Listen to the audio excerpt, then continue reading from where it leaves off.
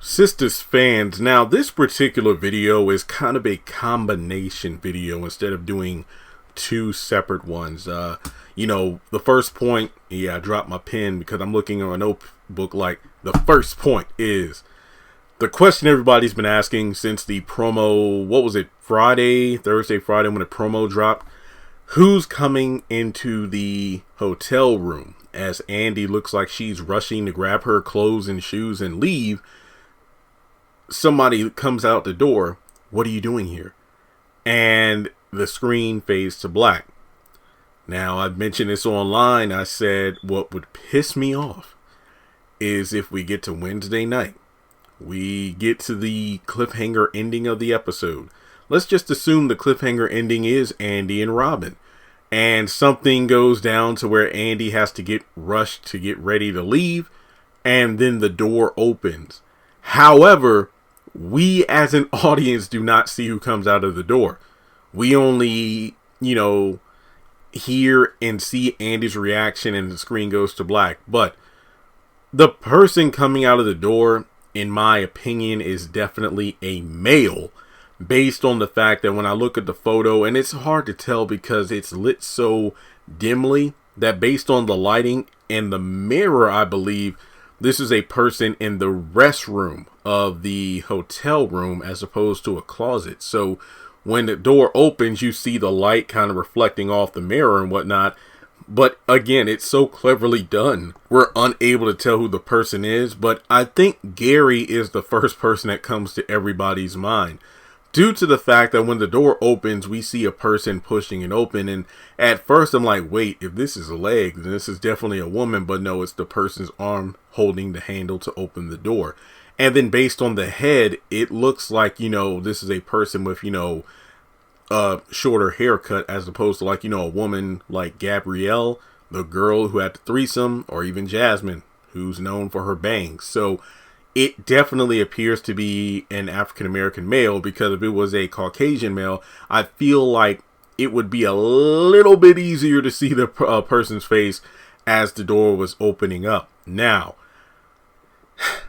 I'm also thinking it could be Morris. If you don't remember, he's the one from season 1 who was involved with Jasmine as well as Bellamy in order to orchestrate this grand plan to use Gary and Andy as scapegoats in order to win major money in a divorce settlement. Now, the reason I bring up the second part of this video, as opposed to who's coming out of the bathroom door, is who is Robin exactly? Because of the fact that in the promo, he tells Andy, I own the company. And she's like, what? So I'm going to assume he's referring to the law firm, possibly. But then again, you could also argue he says company. So could this be the airport? Because Andy says in the promo, I thought you were leaving. Plane issues. This is like the third excuse you've used to not leave the morning of the day you said you were leaving. So it seems like Robin is definitely not just lying, but he's not the person Andy thinks he is, nor the person he's told Andy that he is. I mean, at first we have him as kind of like a liaison between the firm that Andy works at, as well as the firm apparently he works at in the UK. From there, I'm working on establishing a more permanent partnership between our law firms, so you'll definitely see me a lot more around the company. Oh, that's great. But then it elevated to Andy, so if I get this job position, I'm actually going to be your boss. What? And now I own the company. What the hell? It's like this guy is like one of those Russian dolls. I forgot what they're called. Like when you open up one doll, there's like a smaller one on the inside, and then you open it up and it's like 5 or 6 of them total. It feels the same way with Robin. It's like the dog outside is barking. I don't know what's going on right now, so please excuse the background noise. So picking up where I left off, it's like every time, it seems we got a handle on this guy, there's yet another idea. It's like, Scooby-Doo ripping the mask off. It's like, who's the villain? No, it's like you keep ripping mask off because there's always another layer to this person who we don't know. Another mask that he's taking off for Andy. But To me, the moment I knew we couldn't trust Robin was the moment where him and Andy were sitting in like a conference room, and he revealed that, oh, I'm going to be your boss. I know everything about you. And Andy was taken aback by that.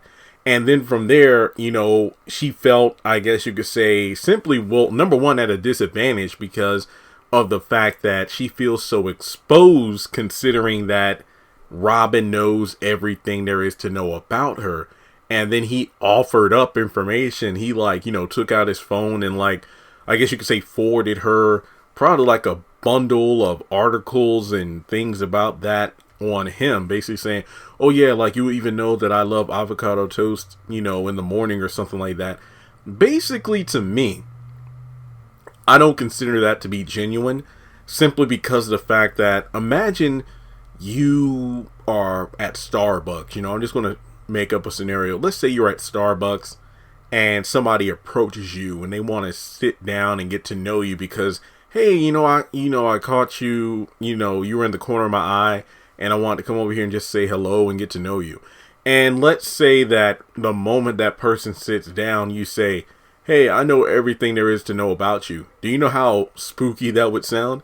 But then you take it a step further. Hey, I know everything about you, but here's a autobiography about me from the time of my conception to the moment that I sat down here at this very table in Starbucks. So if you want to know everything there is to know about me, here, have a look, read this book. No, that doesn't sound genuine. There's something special about getting to know a person over time and having that person tell you things about themselves, as opposed to just having themselves, handing themselves over to you and you read it for your own, delight, if you will.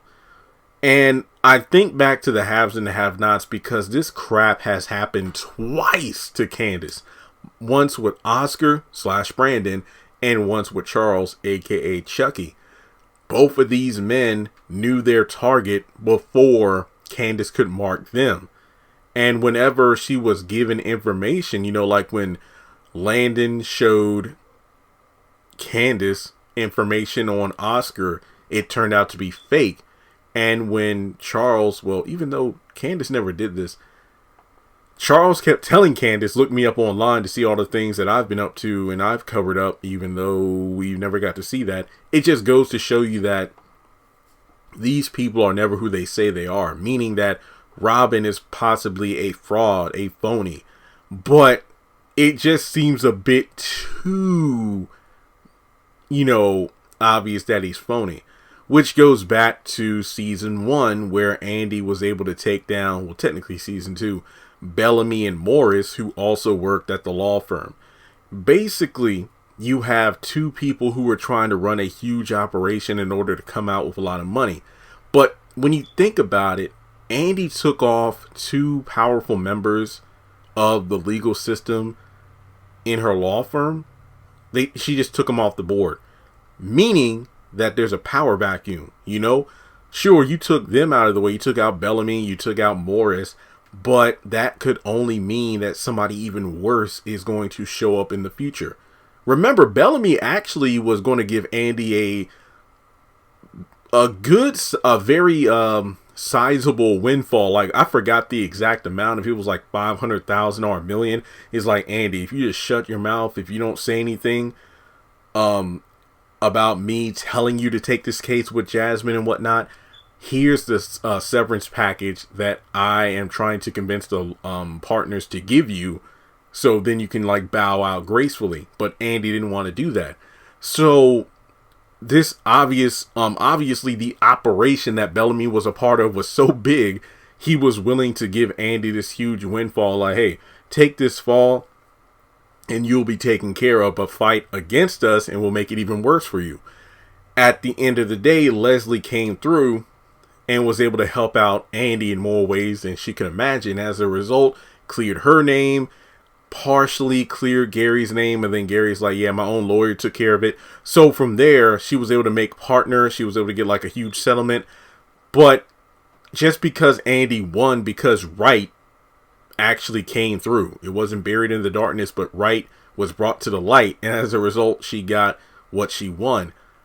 who's to say there aren't disgruntled partners? Who's to say there aren't people who were, in other dealings with Bellamy and Morris, but because Andy sabotaged their plan, that ruined other operations she wasn't even aware about.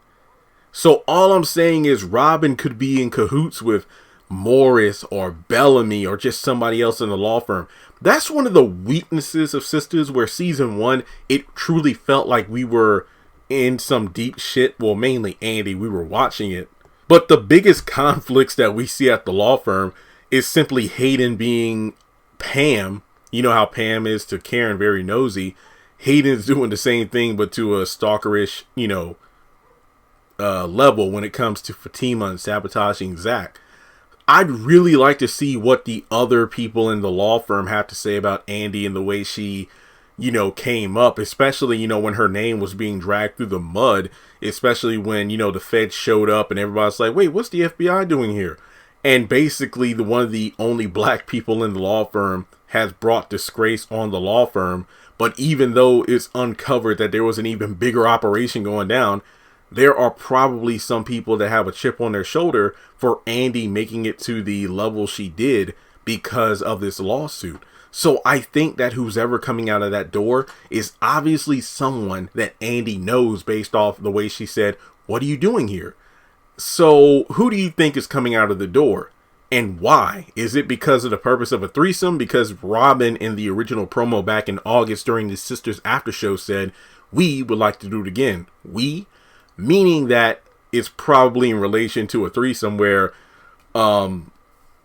the person coming out of the door is probably going to have sex with both Robin and Andy at the same time.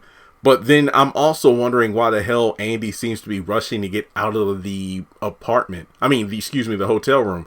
Is it because it's late, she has to go home? Maybe something with Robin just doesn't go right. Maybe she has a sixth sense about the situation. I don't know. But I'm very interested to see not only who's coming out of that door, well, coming from the other side of the door, but also Robin's true identity. Is this a setup? Because if he is Andy's boss, I just feel like he can make life hell for her if the situation demands it. But I don't know. Let me know. Do you think there's any truth or any kind of meaning behind what I'm saying in this video? Do you think I'm just overthinking it? Jeremy, it's just Gary. He probably arranged this entire thing somehow. He already said he knew the girl that had the threesome with Andy, so we'll just have to wait and find out. But thanks so much for tuning in. As always, like and subscribe. Donate to the channel if you would like on PayPal or Cash App. Make sure you follow me on social media. Links are in the description. And with that being said, I'll catch you in the next video.